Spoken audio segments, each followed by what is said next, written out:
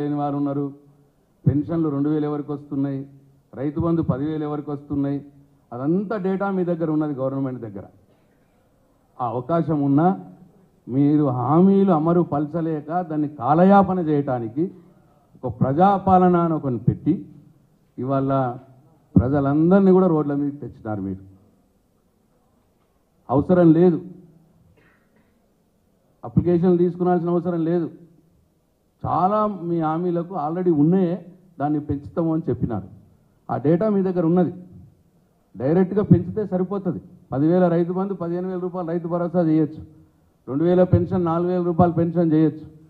ఇల్లు లేని వారు ఎవరున్నారో ఆల్రెడీ ఉన్నాయి మన దగ్గర, అన్ని ఎంఆర్ఓ ఆఫీస్లో మొత్తం గవర్నమెంట్ దగ్గర ఉంది. జాగాలు లేని వారి వివరాలు కూడా ఉన్నాయి. ఇవన్నీ కూడా మీరు చేయొచ్చు. కానీ అట్లా చేయకుండా కాలయాపన చేయటానికి ప్రజల్ని మీరు బలి పశువులుగా చేసినారు. ఇక మీ ప్రజాపాలన వల్ల జరుగుతున్న ఇబ్బంది ఒక్కసారి చూడండి.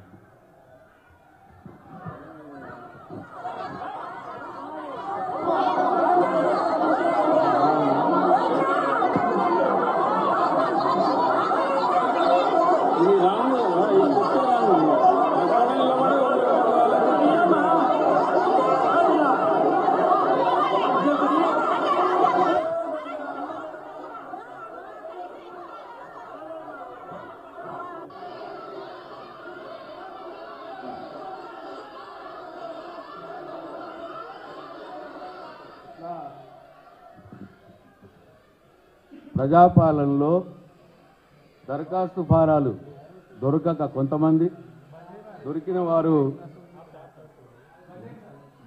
వారు మంది ఎక్కువైపోయి ఒకళ్ళ మీద ఒకళ్ళు మీద పడిపోయి చాలా ఇన్కన్వీనియన్స్ ఇవాళ ప్రజలందరినీ కూడా మీరు రోడ్ల మీద తెచ్చినారు. అవసరం లేదు. ఏ దరఖాస్తులు తీసుకొని కేసీఆర్ గారు రైతు బంధు ఇచ్చినాడు, ఏ దరఖాస్తులు తీసుకొని కేసీఆర్ రైతు బీమా ఇచ్చినాడు.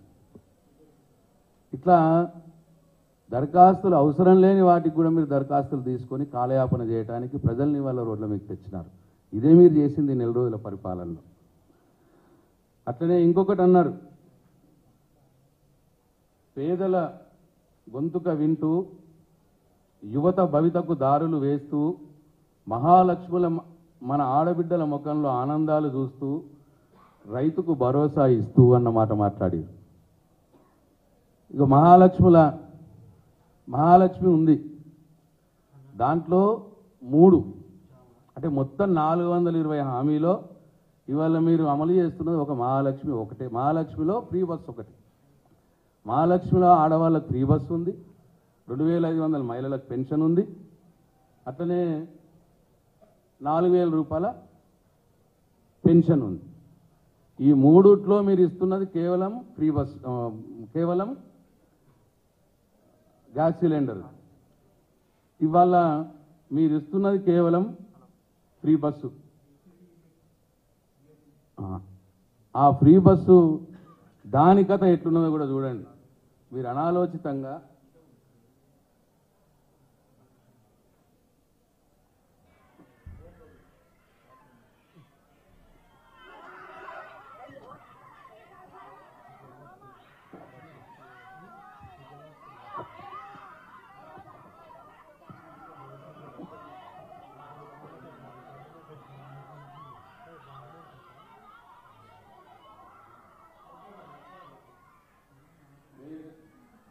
మీరు అమలు చేస్తున్న ఈ ఫ్రీ బస్సు పథకం పాపం మహిళలు బస్సులలో మీరు తక్కువ బస్సులు పెట్టడం మూలంగా సీట్ల కోసం కొట్టుకోవడం, కిటికీలకి వెళ్ళి మహిళలు పోవడం, మగవారికి అసలు బస్సు ఎక్కే ఛాన్సే రాకపోవడం, ఇంత ప్రజలు ఇబ్బంది పెడతా ఉన్నారు. మీరు అమలు చేస్తున్న ఒకటే ఒక పథకం. మీరు దానివల్ల ఇవాళ ఆటో రిక్షా వాళ్ళు ఎంత ఇబ్బంది పడుతున్నారో కూడా మనం గమనిస్తున్నాం. భిక్షం అడుక్కుంటా ఉన్నారు ఆటో వాళ్ళు. నేను ఈ సందర్భంగా రేవంత్ రెడ్డి గారిని, ముఖ్యమంత్రి గారిని, ప్రభుత్వాన్ని డిమాండ్ చేస్తూ ఉన్నా, ఆటో రిక్షా వాళ్ళకి నెలకు 15,000 రూపాయల ఆదాయం వచ్చే విధంగా మీరు ఏదైనా ఒక ఆలోచన చేయాలి. మేము టీఆర్ఎస్ పార్టీ పక్షాన డిమాండ్ చేస్తూ ఉన్నాం. ఇక మీరు ఇది ఇంకొక పథకం, ఈ 4 రోజుల్లో మీరు సాధించిన ఘనత.